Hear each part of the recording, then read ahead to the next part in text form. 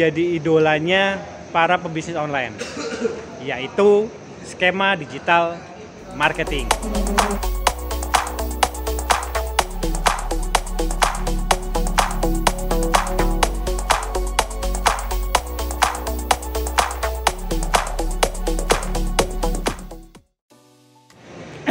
Nah, udah mulai ya. Oke teman-teman, selamat pagi. Assalamualaikum warahmatullahi wabarakatuh. Salam sejahtera untuk kita semua. Pagi ini saya lagi ada di stasiun Purwokerto. Nah, ini bareng sama Mbak Uci.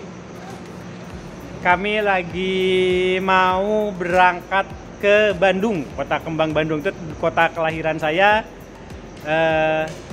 Mudik sekalian memenuhi undangan dari teman-teman JDS, Jabar Digital Service. Jadi kemarin teman-teman JDS Jawa Barat ngontak saya, terus minta untuk saya ngisi soal digital marketing di kota kelahiran. Wah, ini saya excited banget nih teman-teman. Gitu. Ini jam 6 pagi, saya lagi nunggu persiapan naik kereta Serayu. Jadi dari Purwokerto nanti saya naik kereta Serayu turun di stasiun Kiara Condong. Gitu. Nah, sambil nunggu keretanya lagi disiapkan tuh di belakang. Mana keretanya? Nah, itu. Sambil nunggu keretanya lagi disiapkan, pagi ini kita akan sharing-sharing seperti biasa ya teman-teman ya. Soal 3 hal. Yang pertama adalah digital marketing, yang kedua hubungannya dengan dunia SMK, yang ketiga mungkin sedikit soal PT Kompas Digital Internasional. Gitu. Nah, materi pagi ini apa Om Tri? Pagi ini saya akan sharing soal salah satu skema di uji kompetensi. Jadi skema kompetensi yang dikeluarkan oleh BNSP ini skema yang keren banget, yang lagi jadi idolanya para pebisnis online, yaitu skema digital marketing. Nah, itu skemanya itu. Nah, jadi teman-teman, saat ini profesi sebagai digital marketer atau pebisnis online itu alhamdulillah sudah diakui oleh negara. Serius Om Tri, diakui sebagai negara sebagai suatu profesi? Iya. Buktinya apa Om Tri? Buktinya adalah digital marketing itu sudah jadi salah satu skema yang diakui oleh BNSP. Jadi BNSP, Badan Nasional Sertifikasi Profesi, sebagai satu-satunya lembaga negara yang diberi wewenang, diberi mandat, diberi amanah untuk mengeluarkan sertifikat kompetensi, itu mereka sudah punya skema digital marketing.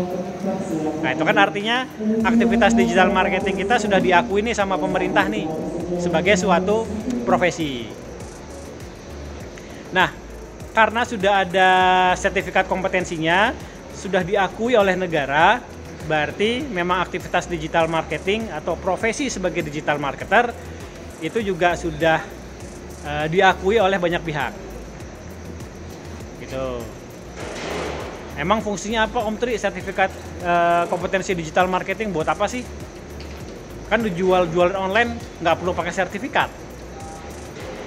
Ya, kalau kita konteksnya jualan online, itu memang nggak butuh sertifikat, butuhnya profit, ya nggak? Namanya juga orang jualan, gitu.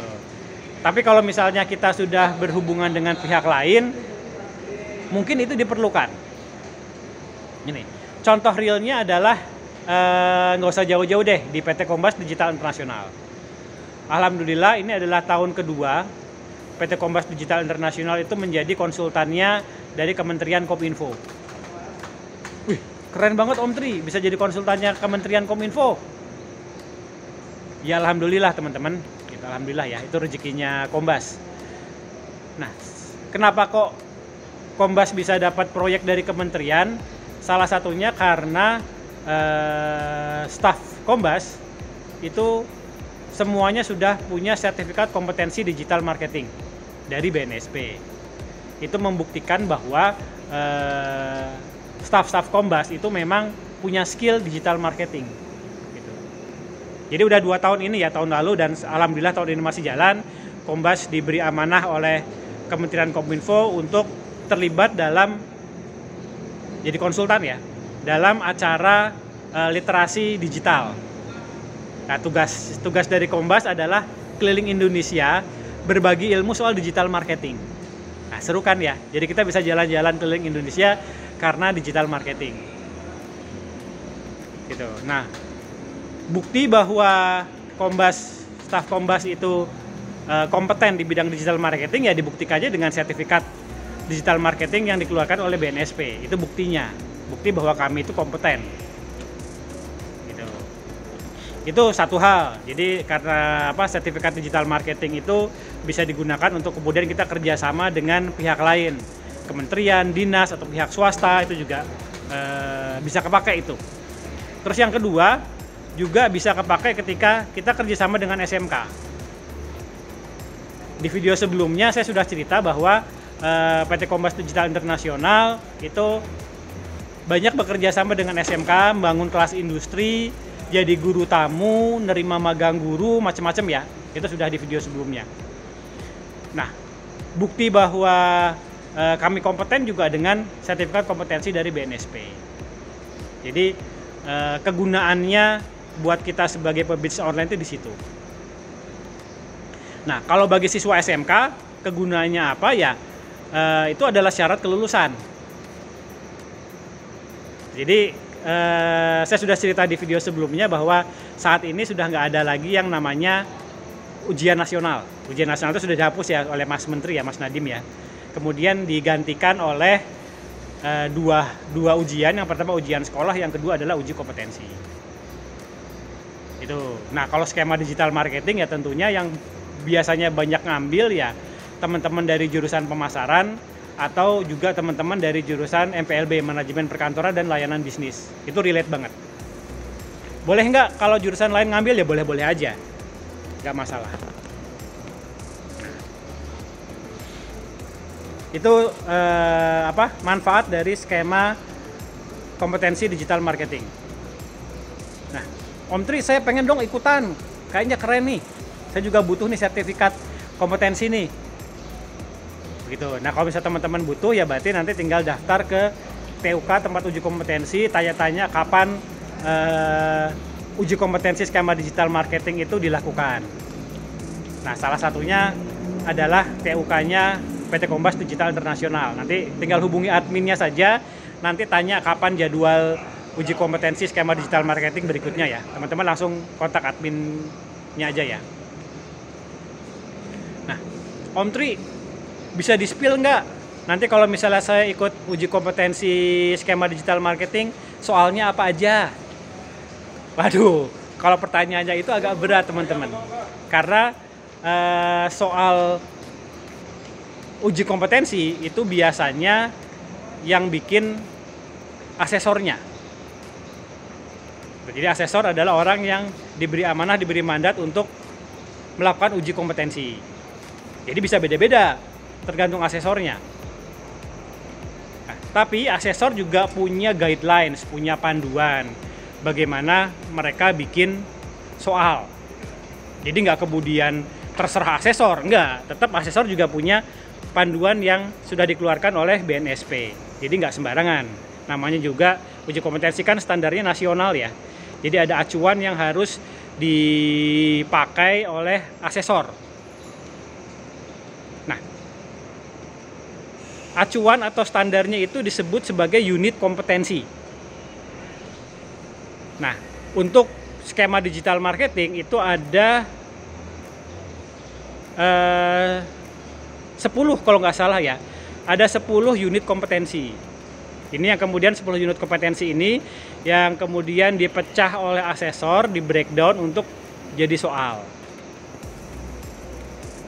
Nah, unit kompetensinya apa aja Om Tri? Oke, saya spill ya. Yang pertama adalah identifikasi elemen pemasaran. Jadi biasanya di soal uji kompetensi skema digital marketing, asesi atau peserta akan diminta untuk melakukan identifikasi elemen pemasaran apa aja sih. Itu yang pertama. Terus yang kedua, unit kompetensinya yang kedua adalah melakukan pendekatan ke calon konsumen atau calon pelanggan. Jadi nanti diminta untuk PDKT ke konsumennya kayak gimana. Itu yang kedua. Yang ketiga, melakukan perencanaan periklanan. Namanya juga skema digital marketing ya, berarti memang kita jualan. Nah, rencana jualannya teman-teman tuh kayak gimana? Nah, perencanaan periklanan. Nah, periklanan di sini perlu dilihat bukan nggak selalu harus pakai ads ya, pay traffic, tapi bisa juga yang organik, gitu.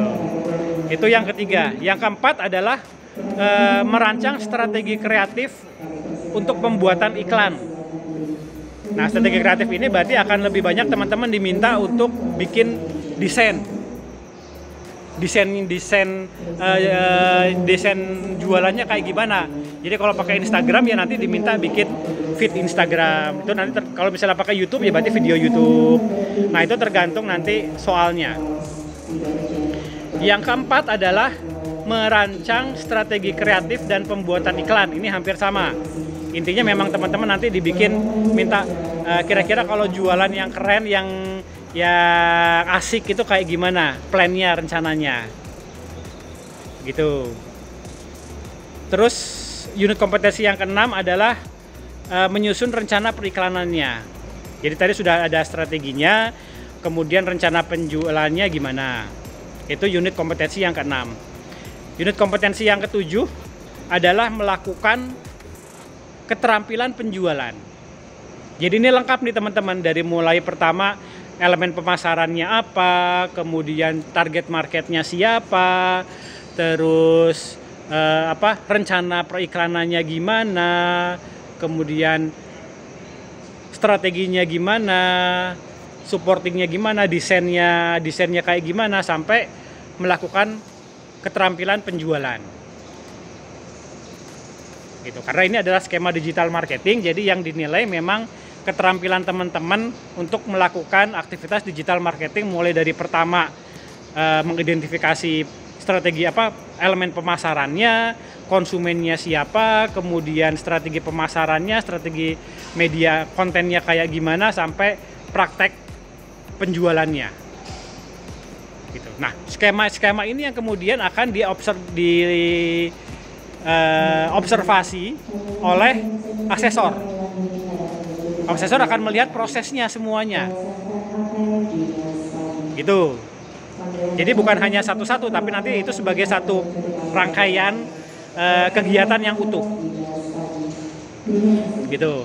Nah, yang berikutnya juga, unit kompetensi yang berikutnya adalah menggunakan perangkat komputer. Jadi nanti teman-teman akan diminta untuk praktek pakai laptop atau pakai PC. Kalau pakai HP kayaknya agak susah ya. Gitu, karena nanti detailing aktivitas digital marketingnya memang membutuhkan ada komputer atau laptop. Gitu. Setelah itu ada lagi penggunaan aplikasi sosial media sama website. Nah, ini sudah kelihatan bocorannya semakin jelas nih. Tadi kan masih secara umum banget ya. Nah, di 2 poin yang terakhir ini kelihatan bahwa salah satu poin penting yang nanti wajib akan diujikan adalah bagaimana kita sebagai digital marketer melakukan aktivitas penjualan melalui sosial media dan website. Sosial medianya apa nanti tergantung asesornya. Bisa lewat Instagram, lewat Facebook, lewat TikTok, lewat YouTube gitu. Kalau website juga nanti tergantung asesornya. Berarti kalau misalnya website kan berarti ada aktivitas, kemudian bikin artikel, kemudian dan posting serta optimasi. Pasti seperti itu. Nah, websitenya seperti apa? Apakah website gratis atau website berbayar? Yaitu nanti tergantung sama asesornya. Gitu.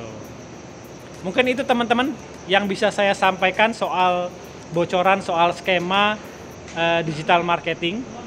Manfaatnya buat kita sebagai pebisnis online apa, kemudian manfaatnya buat teman-teman SMK itu seperti apa, serta skema-skema unit kompetensinya yang nanti akan dijadikan patokan bagi asesor untuk bikin soal. Oke teman-teman, mungkin itu saja. Saya mau masuk ke kereta. Ini staff sudah apel pagi. Gitu. Oke. Saya mau jalan-jalan ke Bandung dulu ya sama Mbak Uci ya. Oke, sampai ketemu di Bandung ya teman-teman ya. Nanti kita bikin konten lagi pas sudah sampai Bandung. Oke, selamat pagi. Assalamualaikum warahmatullahi wabarakatuh.